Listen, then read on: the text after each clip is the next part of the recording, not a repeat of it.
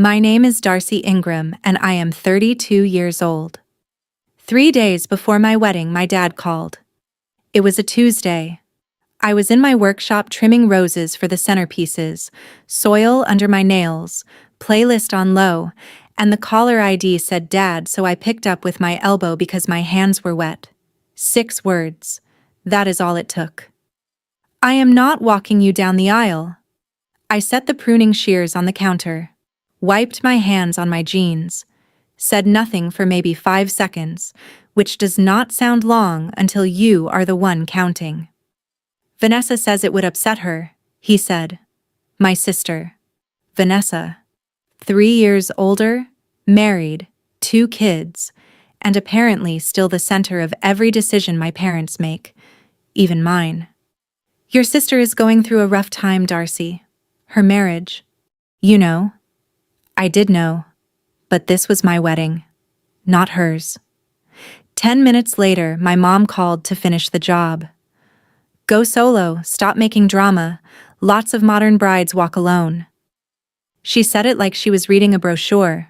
48 hours later, 200 people would turn around when those barn doors opened, and the man holding my arm would not be my father.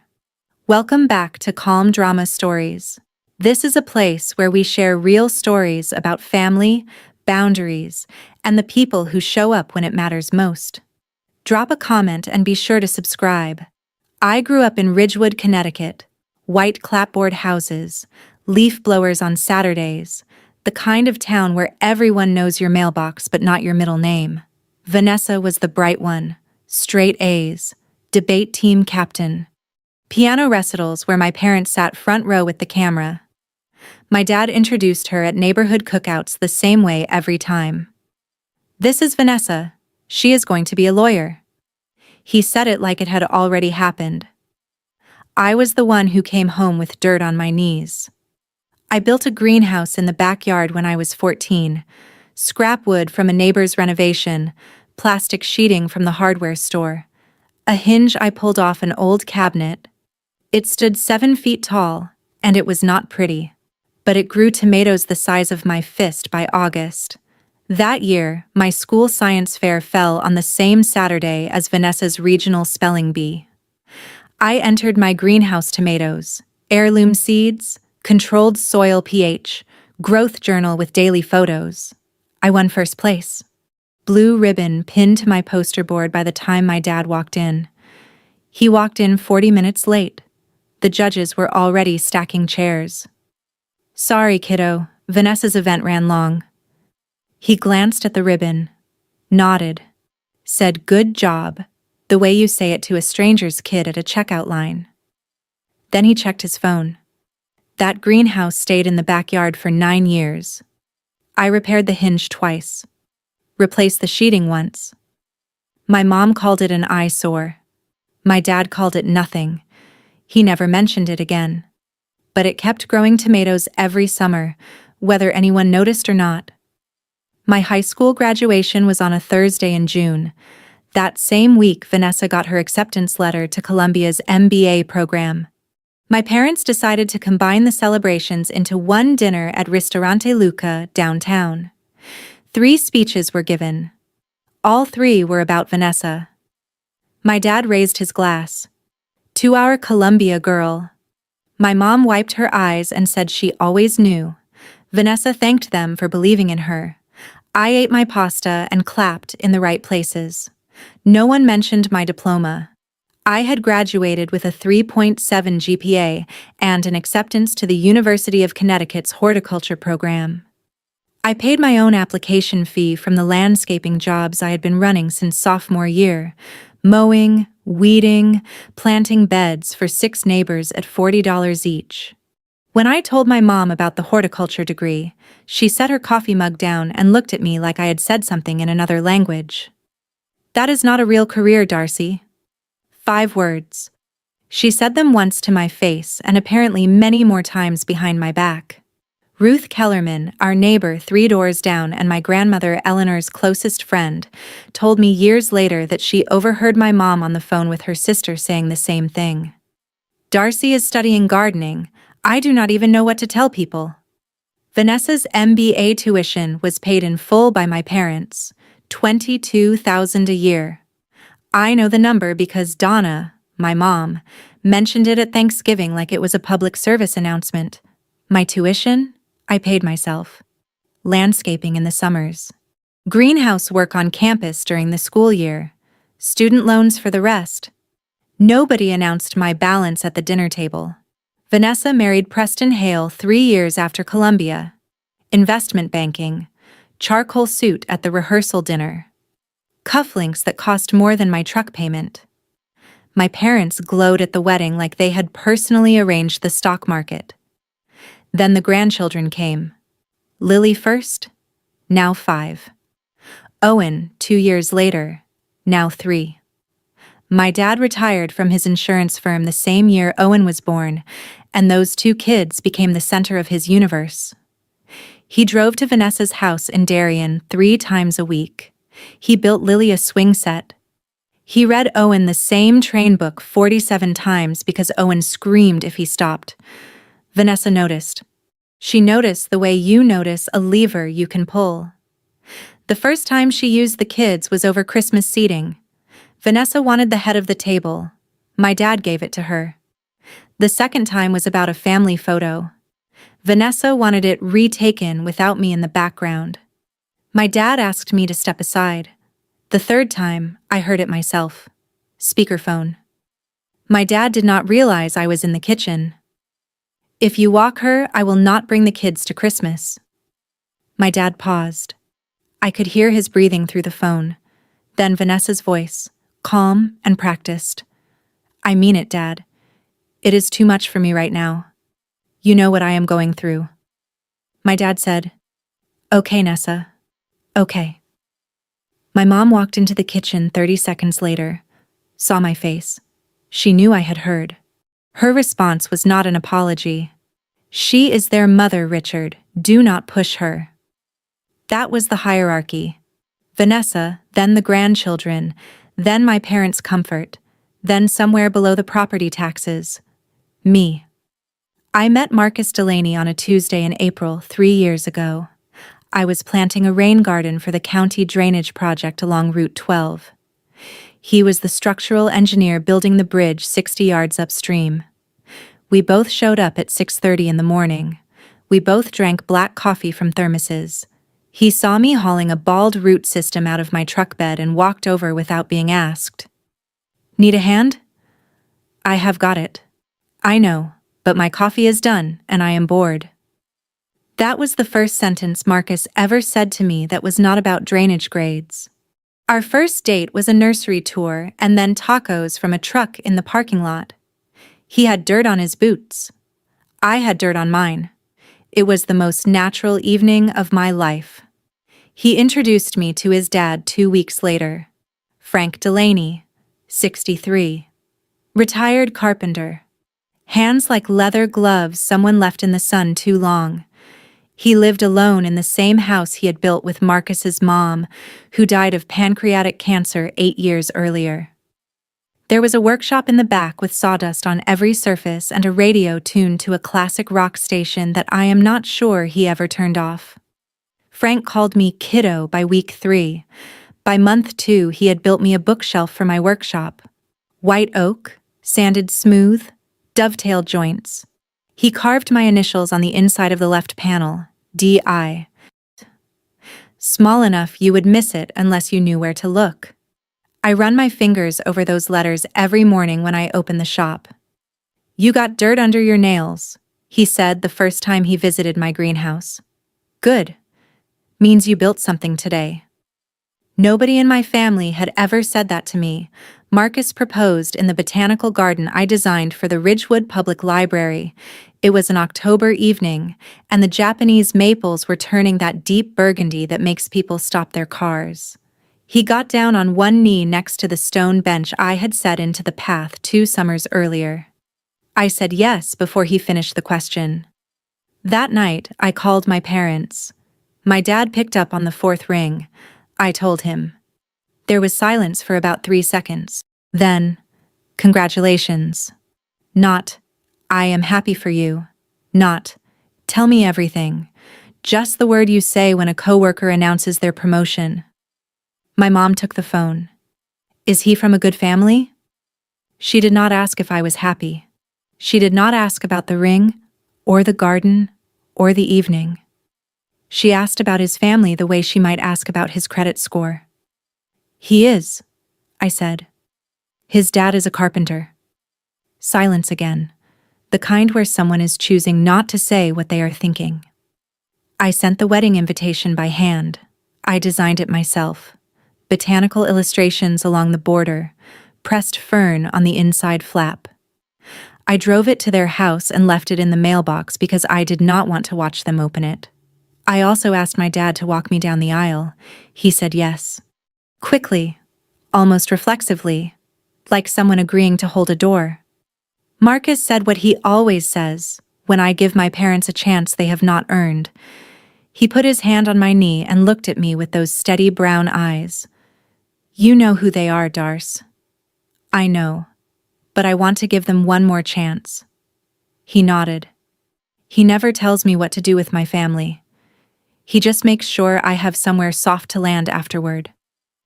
The call came on a Tuesday evening, 3 days before the wedding. I was in the workshop, trimming the last roses for the centerpieces.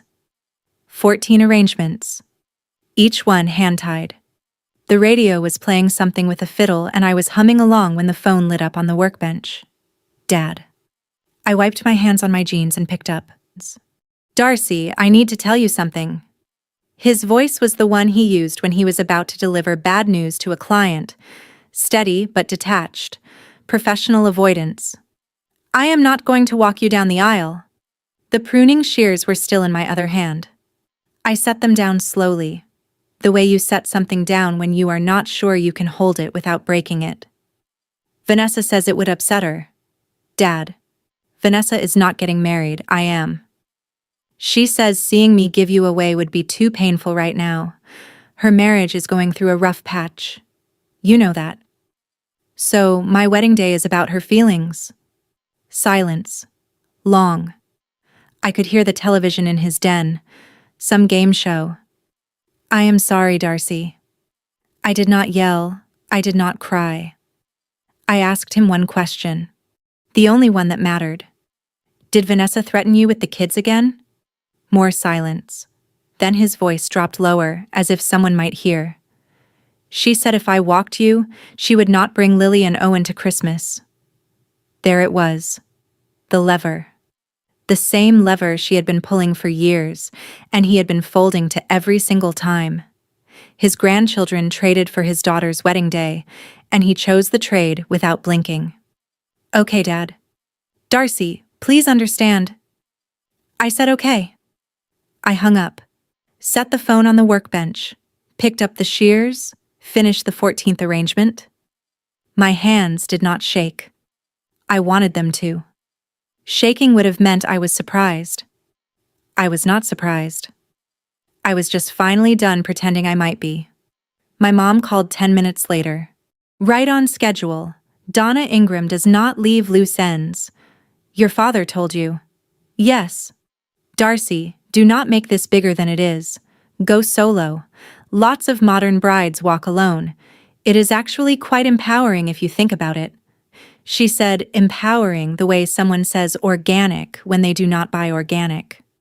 Mom, I asked Dad a year ago. He said yes. Things change. Your sister is hurting. And I am not? Pause. I heard her take a breath. The measured kind. The kind she uses before she says something she has already decided is reasonable. You have Marcus. Vanessa has no one right now. I almost laughed. Almost. Because the math of it was so perfectly Donna. Vanessa's pain outweighed mine because Vanessa's pain always outweighed mine, not because it was larger, because it was hers. Stop making drama, Darcy. This is not the hill. I hung up. Walked out to the porch, sat on the top step. The October air was cold enough to see my breath but not cold enough to go inside. I held my phone in both hands and stared at the garden I had planted when I moved into this house 4 years ago. Hydrangeas along the fence, lavender by the walkway, a dogwood I put in the first spring that was now taller than me. Marcus found me 20 minutes later.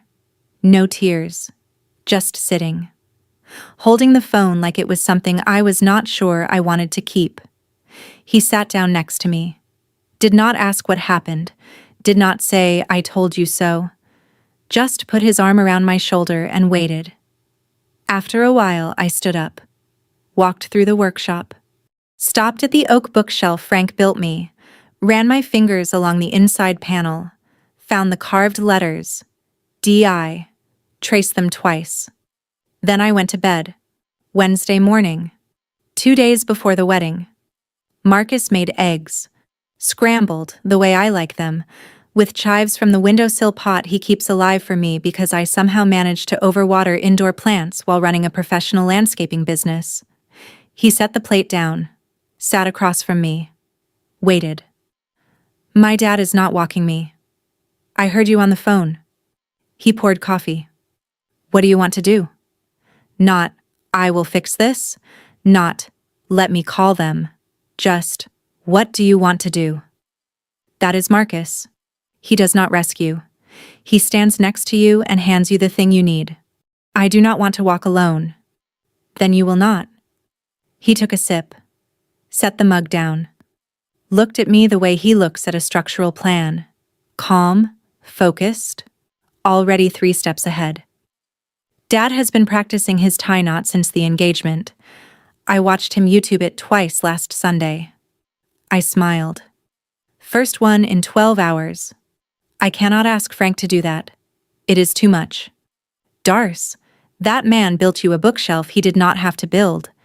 He drives 40 minutes to your shop on Saturdays to fix hinges you did not ask him to fix. He set a place for you at Sunday dinner 2 months after we started dating and has not removed it since. I stared at my eggs. "He has been waiting," Marcus said. He just did not want to overstep. The thought of it made something crack open in my chest. Not pain, something warmer. The realization that the person I needed had been there for 3 years, sanding wood in his garage, calling me kiddo, showing up for every single thing my own father had skipped. "Okay," I said. "I will ask him today." Jeanette called an hour later. My best friend. Maid of honor. The kind of woman who tells you your hair looks terrible before a date and then fixes it in 90 seconds. She had run into Vanessa at the salon in Darien that morning. Same colorist, apparently. Small towns have long arms. "Your sister was there," Jeanette said. "And she was not subtle." "What did she say?" "She was telling the colorist about your wedding, how stressful it is, how it is making everything about Darcy again." I closed my eyes. "Again?" Her word. She said, and I am quoting, "Darcy always gets the attention now. Ever since she started that garden business, it is like the rest of us do not exist." I almost dropped the phone. Darcy always gets the attention. Me. The one who won a science fair to an empty chair. The one whose graduation dinner became a Columbia acceptance party. The one whose career was publicly labeled not real by her own mother. She also said, and I wish I were making this up, her little garden business is not even real work. There it was. The same sentence, Donna's words in Vanessa's mouth. Passed down like a family recipe nobody asked for. Jeanette's voice softened. "She is not upset about the wedding, Darce. She is jealous. You have Marcus. You have your business. You have a life that does not need her to validate it, and she cannot stand it." I sat with that for a minute. Jeanette is right about most things, and she was right about this. Vanessa did not want my dad to walk me because it would hurt her.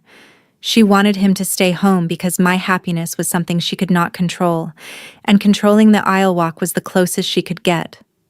I should tell you about Thanksgiving. Last November, Vanessa hosted because Donna insisted.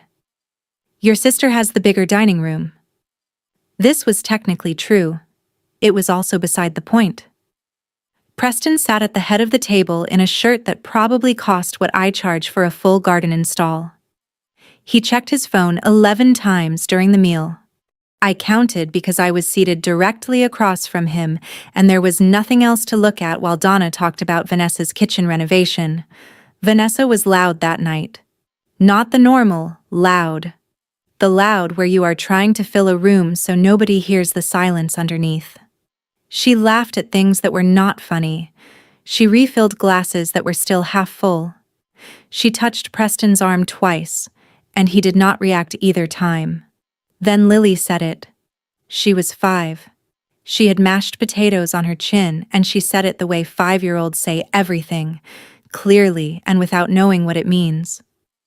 Why does Daddy sleep in the office? The table went quiet. Preston looked up from his phone. Vanessa's face did something I had never seen before. It folded. Not anger. Not embarrassment. Something underneath both of those. My dad cleared his throat and asked Owen if he wanted more bread, but I saw Vanessa's hands. They shook when she poured the wine. Small tremor. 2 seconds. Then she straightened up, smiled, and passed the cranberry sauce like nothing had happened. I understood something that night. Vanessa's marriage was not going through a rough patch. It was going through the floor, and instead of dealing with it, she was rearranging the furniture on top of the cracks. My wedding was just the latest piece of furniture she needed to move. Wednesday morning, 2 days before the wedding. I drove to Frank's house. He lives on a dead-end road off Route 9 in a town called Chester. The house is brown shingled, single story, with a porch he rebuilt in 2019 and a garage that smells like linseed oil and cedar. The radio in his workshop plays classic rock at a volume that suggests he believes Led Zeppelin should be experienced as a background presence in all human activities. He was sanding a rocking chair when I pulled in. Teak. Beautiful grain. He was in his work apron, the one with sawdust permanently embedded in the fabric like a second texture. I stood at the garage door for a full 10 seconds before he looked up. "Hey, kiddo." He blew dust off the armrest. "Coffee is on inside." "Frank."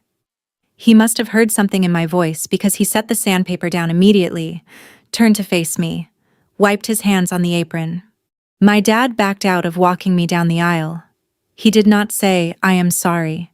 He did not ask why. He did not shake his head or offer an opinion about my father or my family or the situation.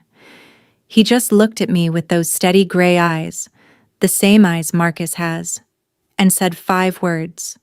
"When do you need me?" That is the sentence. That is the whole thing. No hesitation. No, "Are you sure?" No, "Let me think about it." The man was sanding a chair, and the next breath he took was offering to walk me into my future like it was already on his calendar. Saturday, 1 o'clock. I will be there at noon. He picked up the sandpaper. Started sanding again. Then, quieter. "Kiddo, I have been waiting for someone to ask." I cried in the car on the way home. First time all week. The next 48 hours moved like a current. Jeanette handled logistics with the calm efficiency of someone who has planned 3 baby showers and once organized a surprise birthday party during a blizzard. She updated the seating chart. The father of the bride seat at the head table was reassigned. Front row, center aisle, now labeled Frank Delaney, the seat my dad was supposed to fill. Marcus took his dad's suit shopping Thursday after work. Frank had a sport coat from 2011 that he swore still fit. Marcus sent me a photo from the fitting room. Frank in a new charcoal suit, looking simultaneously proud and uncomfortable, his rough hands sticking out of the pressed cuffs like they did not belong to the same outfit. Marcus texted underneath the photo. He asked me 3 times if the tie was straight. I wrote my vows that evening in the workshop. The oak bookshelf was to my left, Frank's initials project to my right, a cutting board he had started for our wedding gift and thought I did not know about. I wrote by hand on the back of a landscape sketch, crossed out lines, rewrote them, settled on something simple. My parents did not call Wednesday, did not call Thursday, did not text. I checked my phone twice Thursday night and then put it in the kitchen drawer. Marcus noticed. He did not say anything. He just made tea and left a mug on my nightstand. I did not tell my parents about Frank. They assumed I would walk alone. Let them assume. The doors would open Saturday and the answer would be standing right next to me. Thursday afternoon, 2 days before the wedding. I was reorganizing the centerpieces in the workshop when there was a knock at the front door. Ruth Kellerman, 68 years old, silver hair, always pulled back. She lived 3 houses down from my parents and had been my grandmother Eleanor's closest friend for 40 years. When Eleanor died 11 years ago, Ruth was the one who sat with her at the end. She was also the one who told me about Donna calling my career gardening behind my back. Ruth stood on my porch holding a yellowed envelope. "Your grandmother asked me to give you this," she said, the week before she passed. "She told me to hold it until you were getting married." Ruth's eyes were damp. "I have been carrying it for 11 years, Darcy. I was beginning to think it would outlast me." The envelope was soft at the edges. My grandmother's handwriting on the front. Just my name. Darcy. I opened it at the kitchen table. Ruth sat across from me and did not speak. The letter was short, 12 sentences. Eleanor had always been efficient with words. "Darcy, when you read this, you are about to walk into the most important room of your life. I wish I could be there. I wish I could tell your mother to sit down and let you shine. I wish I could tell your father to look up from whatever is distracting him and see you, but I know how that family works. So let me say what they will not. You have always been the one who builds. From that greenhouse to whatever you are building now, you make things grow where nothing was. Do not wait for them to see it. The people who show up are your real family. I love you. Build something beautiful." I read it 3 times, folded it carefully, placed it in the clutch bag I would carry on Saturday. Family is who shows up. Thursday night passed without a call. Friday the same. No text. No voicemail. No last-minute change of heart from Richard or Donna. Friday evening was the rehearsal dinner. Frank drove 40 minutes from Chester. He arrived 20 minutes early and helped the caterer move tables because he saw them struggling and could not watch someone carry a folding table incorrectly. 30 guests, all from Marcus's side. My college roommate, Alexis, 2 women from the greenhouse workshop group I run on Saturday mornings for local moms. Ruth. Jeanette, of course, and nobody from my family. The barn venue looked beautiful. Open sides, string lights, wildflower arrangements I had designed and grown myself. Lavender and Queen Anne's lace and late-season dahlias in copper vases I found at an estate sale in Litchfield. Frank stood up for the toast. He held his glass the way he holds a chisel, firmly, like he means it. I am not a man of many words. Ask Marcus. He will confirm. Light laughter. But I will say this. 3 years ago, a woman showed up at my son's job site and hauled a root ball out of a truck like it owed her money. I liked her immediately. He paused, looked at me. I never got a daughter. God just made me wait a little longer. The room went quiet. Jeanette pressed a napkin to her eyes. Marcus put his hand on my knee under the table. Frank raised his glass. To Darcy, who makes things grow. I looked at his wrist. Sawdust. Just a trace, caught in the fold of his cuff. He had come straight from the workshop. He always came straight from the workshop. That was Friday. Saturday was the wedding. That same Friday evening, 40 minutes south, my father sat in his garage. I did not know this at the time. Jeanette told me weeks later. She had a friend in Ridgewood who saw Richard at the gas station near his house, and they exchanged a few words. The friend said he looked like a man carrying something too heavy to put down and too painful to hold. He sat in the garage where he used to park his sedan, on a folding chair, looking at the wall. There was a photo on the pegboard. Me at 12, holding a tomato from the greenhouse, grinning like I had invented sunlight. He had hung that photo years ago and apparently never taken it down, even though the greenhouse was gone. Donna made him dismantle it when I left for college. It is an eyesore, Richard. Donna came out to the garage at 9. Are we going tomorrow? Richard looked at her. I think we should. Fine, but we sit in the back. I am not going to let Darcy turn this into some kind of statement. Richard nodded. He opened his phone, typed a message to me. I am proud of you, Darcy. He stared at the screen for a long time. Read it back. Then deleted every word, locked the phone, and went inside. I did not know about the message until much later, but I think about it sometimes. Not with sadness, more with a kind of tired understanding. My father is not a cruel man. He is a weak one, and weakness, when it sits in the same house as control, becomes cruelty by default. He went to bed without sending anything. Friday evening, 9:45. My phone buzzed. Vanessa. I heard you are not walking alone. Who is walking you? I looked at the screen, put the phone face down. Did not reply. 11 minutes later, Jeanette forwarded me a screenshot. Vanessa had texted her. Do you know who is walking Darcy tomorrow? She will not answer me. Jeanette's response was a single period. Nothing else. I loved her for that. Vanessa called my dad next. I know because Richard texted Marcus, not me, Marcus, at 10:15. Marcus showed me the message. Vanessa is upset. She thinks Darcy is bringing someone to walk her to embarrass us. Maybe we should not go. Marcus typed a response and then deleted it. Typed another one. Deleted that too. Then he set the phone down and looked at me. Your dad just asked if we are trying to embarrass them.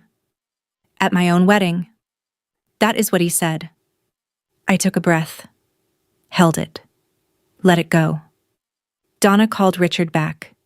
I found this out later from Ruth, who had contacts I will never fully understand. Donna told Richard they were going. I will not give her the satisfaction of saying we were not there. Classic Donna. Attendance as a strategic position, not an act of love. Then Vanessa's final text of the night. To my dad. Forwarded later by the same Ruth network. If you are going, then I am coming too. So that was the setup. Saturday morning, a wedding, 200 guests, a carpenter in a charcoal suit, and 3 uninvited spectators in the back row who still thought the day was about them. Saturday. I woke at 5:15. The house was dark. Marcus had slept at Frank's. Tradition, he said, though I suspect it was mostly so. Frank would not pace the kitchen alone all night. I made coffee. Sat on the porch. The garden was still in that early morning fog where everything looks like a watercolor someone left out in the rain. The hydrangeas along the fence were fading. Late October does that. But the lavender still held. Lavender always holds longer than you expect. My phone had 2 messages. Frank. Ready when you are, kiddo. Tie is straight. I checked 4 times. Marcus. See you at the end of the aisle. I will be the one who cannot stop smiling. I looked at my hands. Calluses on the pads below my index fingers from years of pruning shears. A thin scar on my left thumb from a greenhouse repair gone wrong when I was 17. Soil under the nail of my right ring finger that I must have missed in the shower. These hands built a greenhouse at 14. They planted lavender and hydrangea. They dug beds for 6 neighbors at $40 each. They signed a business license, shook hands with clients, arranged 14 centerpieces for a wedding that my own parents could not be bothered to attend with grace. I finished my coffee, washed the mug, showered, dried my hair, pinned it up with the pearl hairpin Ruth had given me along with Eleanor's letter. It had been my grandmother's. I looked at myself in the mirror and saw exactly what I expected. Not a victim, not a broken daughter. Just a woman with dirt-stained hands and a clear plan for the day. I picked up the clutch bag with Eleanor's letter inside. Drove to the venue. The venue was a converted barn on a hill outside of Ridgewood. Open sides, cedar beams. The kind of place that looks like it has been hosting weddings for a century, but was actually a dairy barn until 2016. I had done the flowers myself. Every arrangement.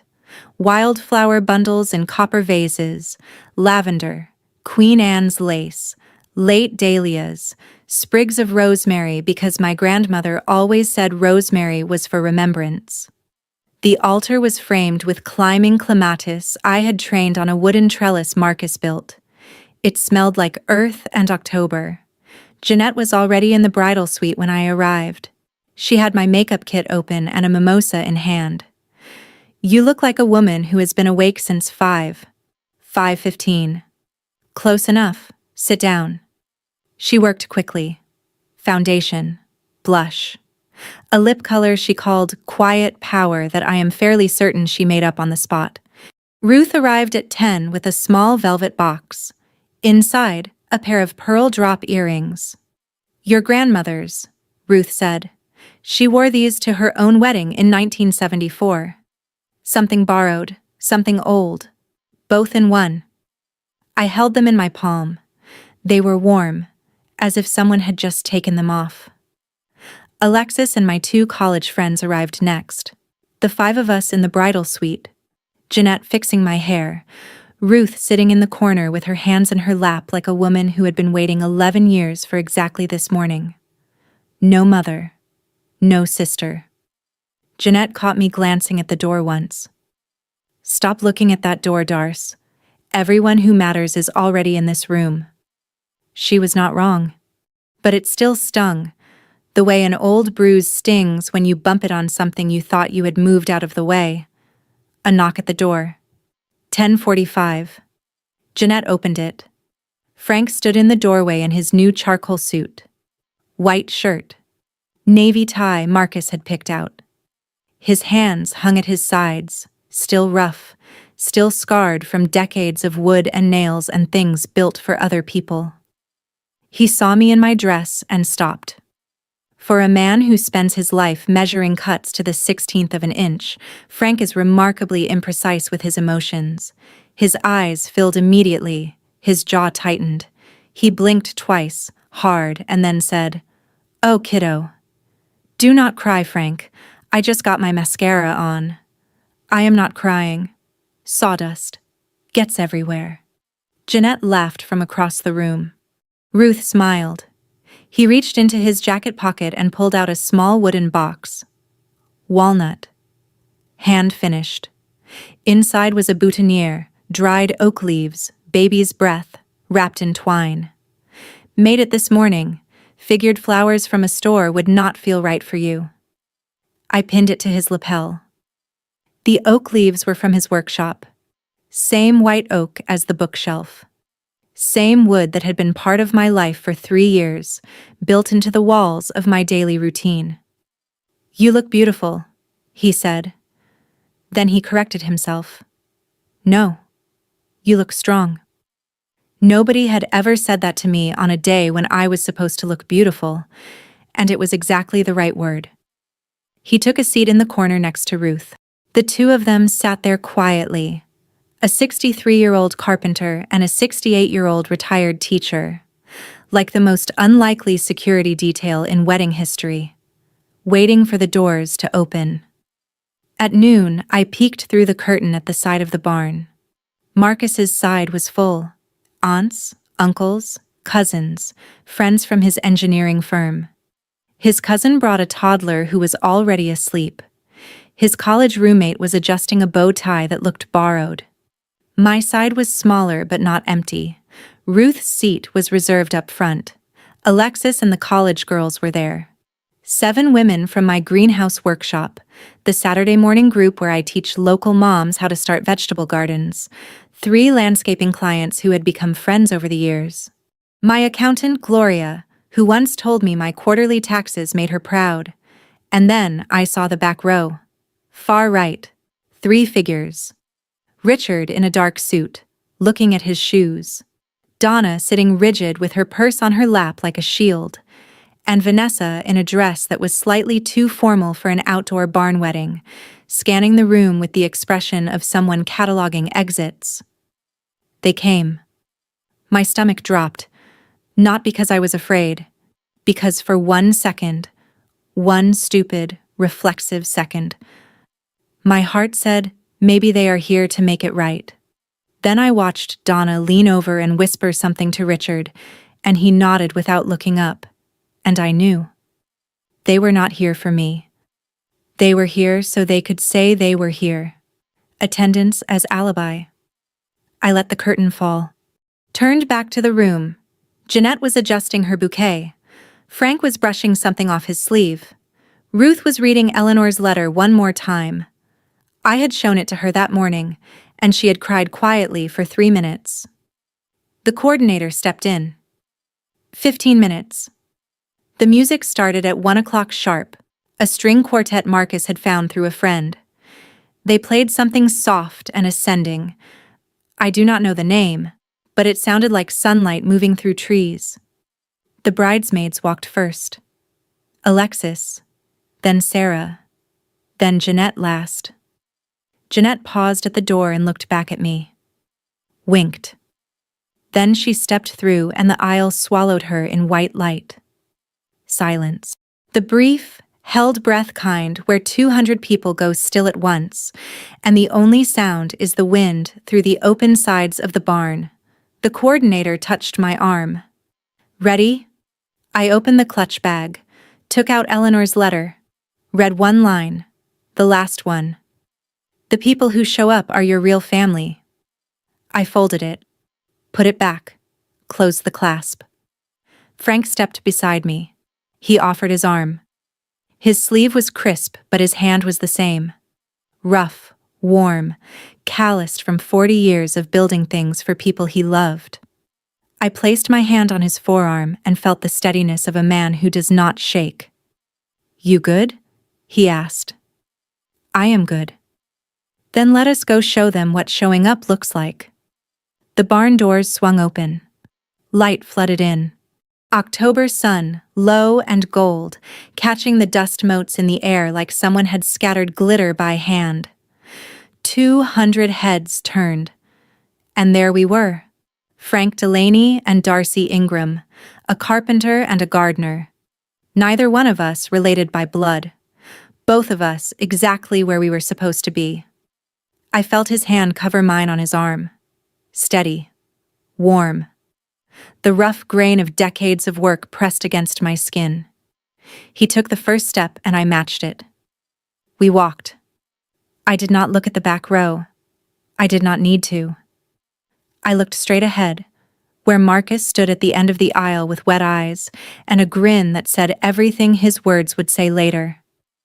This was my wedding day. And I was not walking alone. The doors were open. 200 people saw. And the man holding my arm was not my father by blood.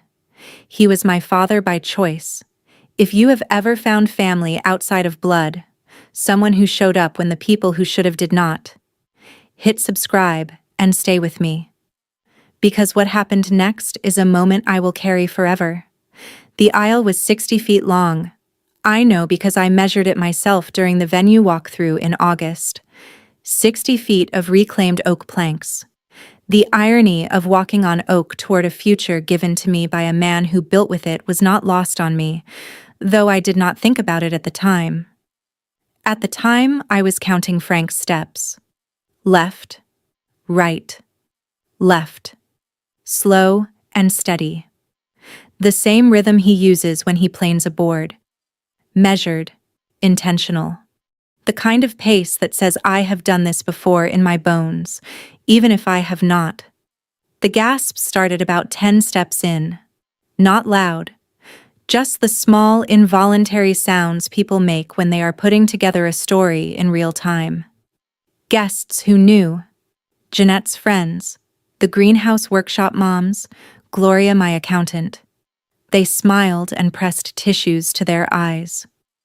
Guests who did not know looked at Frank and then scanned the room for someone who looked like a father of the bride, and found a man in the back row who would not meet anyone's eyes. I did not look at Richard. I want to be clear about that. I did not turn my head, did not search for his face, did not give him the satisfaction of a glance or the cruelty of a pointed one. I looked at Ruth, who was dabbing her eyes in the front row. At Jeanette, standing at the altar, hand over her mouth. At the greenhouse workshop moms, 3 of whom were openly weeping. Then I looked at Marcus. He stood at the end of the aisle, hands at his sides, eyes full. He nodded once at Frank. Not a greeting, but a thank you. The kind of nod men exchange when words would take too long, and the moment is already perfect. In the back row, I am told, Richard half stood, caught himself on the pew, sat back down. Donna grabbed his arm. Vanessa stared straight ahead with an expression that Ruth later described as a woman watching a door close that she cannot reopen. We reached the altar. The officiant smiled. She was a woman named Reverend Keene, short, gray-haired, the kind of voice that makes you feel like everything will be fine, even when it will not. Who gives this woman in marriage? Frank cleared his throat. He is not a man who speaks to crowds. He builds for them, fixes things for them, feeds them Sunday roast and sends them home with leftovers. But he does not address them. Today, he did. Her family does. A pause. Then quieter, like he was saying it to me rather than the room. All of us who showed up. The room exhaled. I heard a soft sob from the front row. Ruth. Jeanette's mascara was already done. Gloria was using her program as a fan and a tissue simultaneously. Frank turned to me, took both my hands, squeezed once. His grip was the same grip that shaped the bookshelf, the cutting board, the boutonniere, the same hands. Go get married, kiddo. He placed my hand in Marcus's, stepped back, walked to the front row, center aisle, sat in the seat that had been labeled with his name that morning, the seat my father was supposed to fill. Marcus leaned in and mouthed 2 words to his dad. Thank you. Frank nodded, folded his hands in his lap. I noticed sawdust on his right cuff. He always had sawdust on his right cuff. I turned to Marcus. The ceremony began. When it came time for vows, I said what I had written in the workshop 2 nights earlier, next to the oak bookshelf, on the back of a landscape sketch. I choose you, and I choose the family we build, not the one we were given. The one we make with our hands every day, from the ground up. Marcus said his vows. I do not remember the words. I remember his eyes. We were married at 1:27 in the afternoon. The reception started at 2. Same barn, tables rearranged, string lights on. The band played something acoustic and warm. People danced. Owen, Vanessa's 3-year-old, ran between tables chasing a balloon that had escaped its anchor. Lily sat on Richard's lap and asked for cake. At 3, Frank stood up for his toast. The room quieted the way rooms do when they can feel something real about to happen. I am going to keep this short because Marcus told me if I talked for more than 2 minutes, he would play me off with a trombone. Laughter. I do not own a trombone, so I believe him. He held his glass. The first time Darcy came to my house for Sunday dinner, I had a fern on the windowsill. It was dying. Had been dying for a year. I had given up on it. She walked in, looked at it, and within 10 minutes, she had repotted it, moved it to a different window, and told me I was overwatering.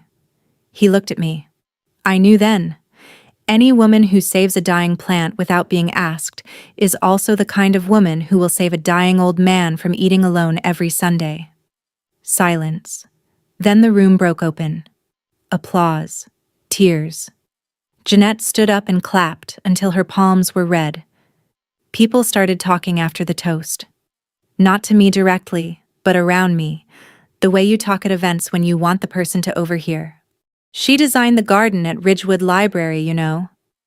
Her company does the courthouse grounds, Have you seen them in spring? She runs a free workshop for moms every Saturday. My work. Speaking for itself, in a room full of people who came because they chose to, while my own family sat at a corner table and said nothing. Richard found me at the dessert table. I was cutting into the lemon cake. My choice, not Donna's, when I felt someone step too close on my left side. I knew it was him before I turned.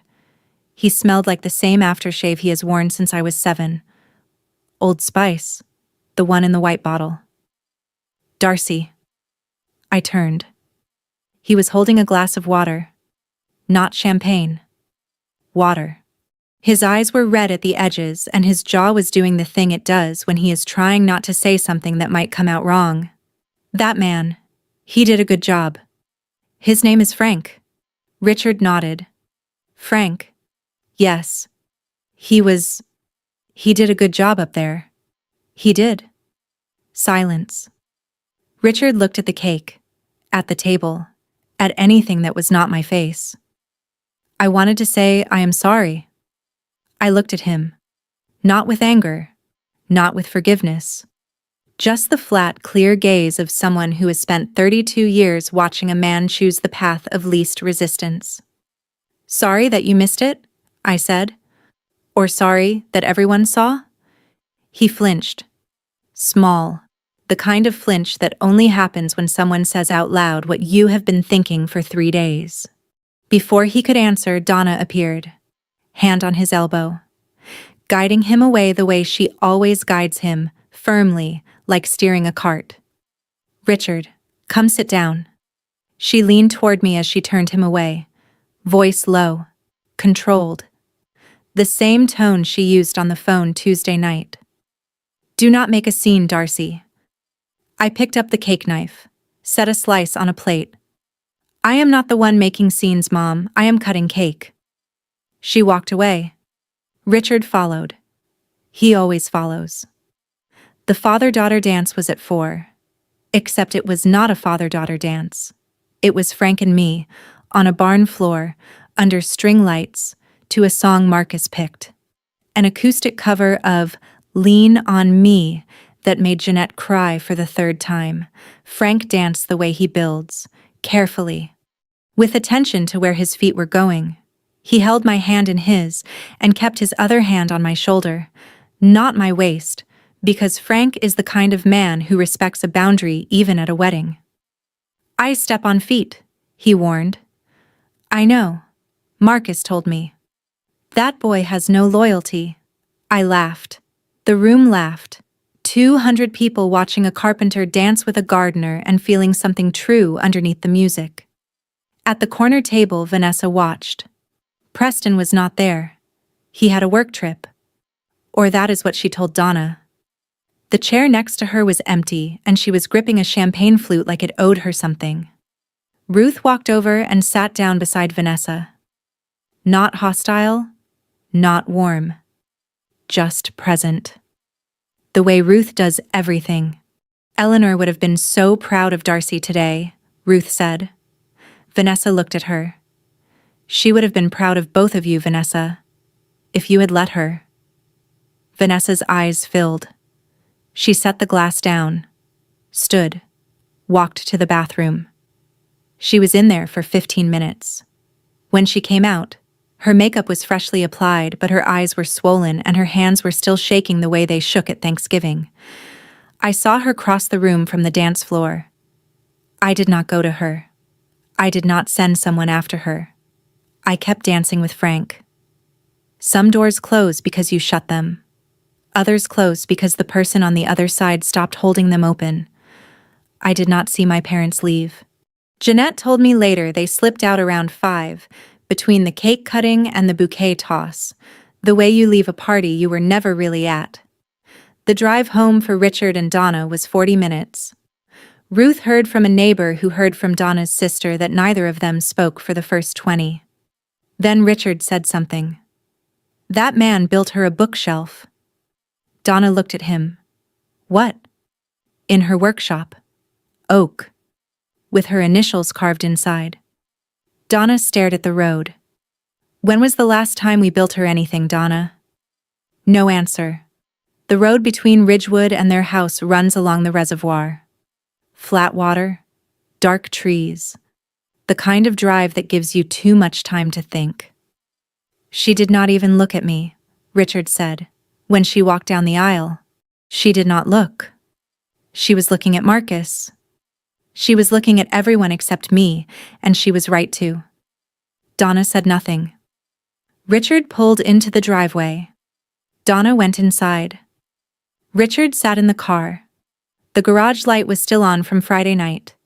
The photo of 12-year-old Darcy with the tomato was still on the pegboard. The greenhouse was gone. Donna made him take it down years ago. But the soil marks where it stood were still faintly visible in the lawn, even in the dark. Some things leave outlines even after they are removed. Richard checked his phone. No message from Darcy. No message coming. The wedding was over. His daughter was married. A carpenter had done what he was supposed to do. And the seat labeled Frank Delaney at the front of the church was the loudest statement anyone made all day. Without saying a word, he went inside and closed the door. Monday morning, 2 days after the wedding, I opened the workshop at 7, same as always. New order on the desk. Landscape design for the children's wing garden at Ridgewood Memorial Hospital. 1,200 square feet. Sensory plants for kids in recovery. Texture gardens. Things you can touch and smell and hold. Marcus brought coffee at 8. Black. Chives on the windowsill still alive. Frank came by at 9 with a cutting board he had been working on for weeks. Cherry wood. Inlaid walnut stripe down the center. For the newlyweds, he said, as if he had not walked me down the aisle 48 hours ago. As if it was just another Saturday. I set it on the counter next to the bookshelf he built 3 years ago. Same man, same hands, same showing up without being asked. My phone buzzed at noon. One text from Richard. Can we talk? I read it. Set the phone face down on the drafting table. Opened the hospital garden plans. Started sketching the sensory path. Rosemary for memory, lavender for calm, mint for energy. Plants that give you something just by being near them. The greenhouse I built at 14 was 7 feet tall and grew tomatoes for one family. This one would be 1,200 square feet and grow healing for children who needed it. I picked up my pencil, drew the first line of the path, then the second, then the border beds, then the entrance arch.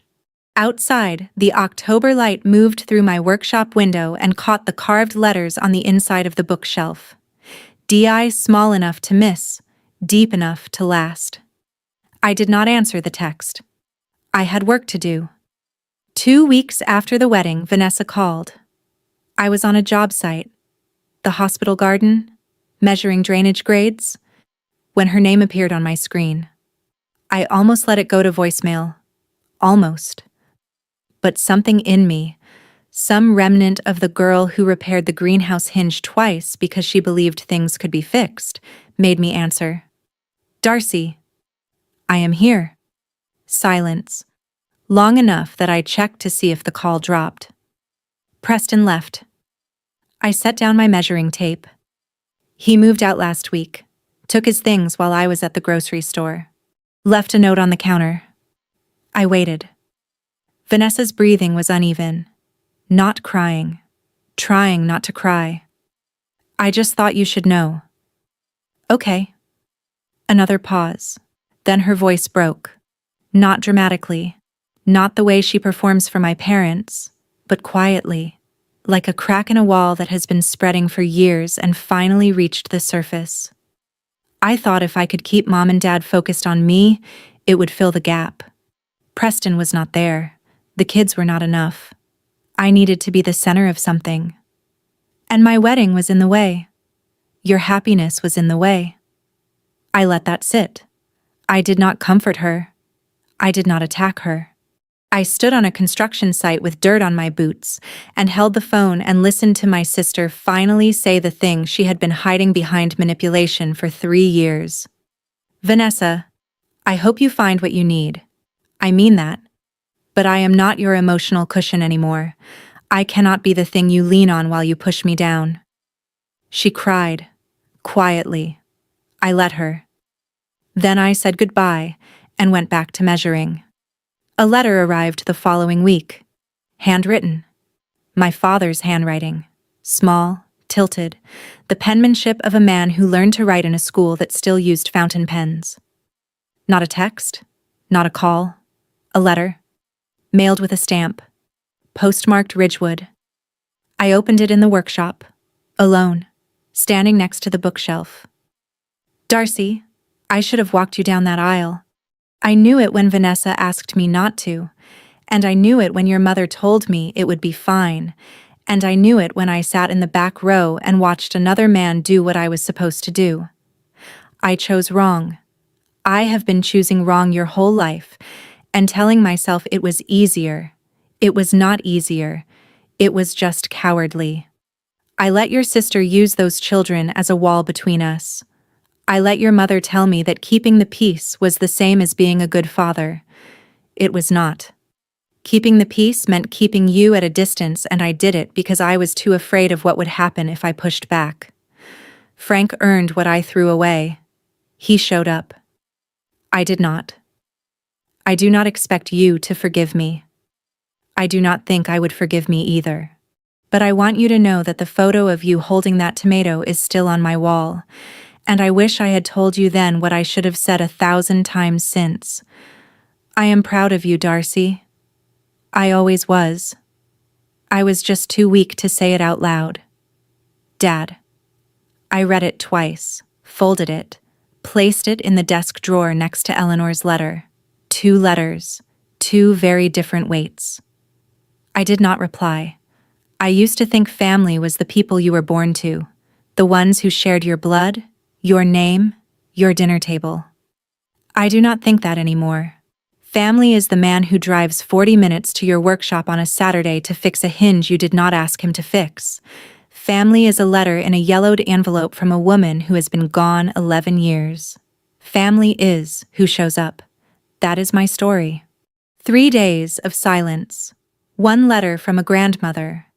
And a carpenter who said yes before I finished asking.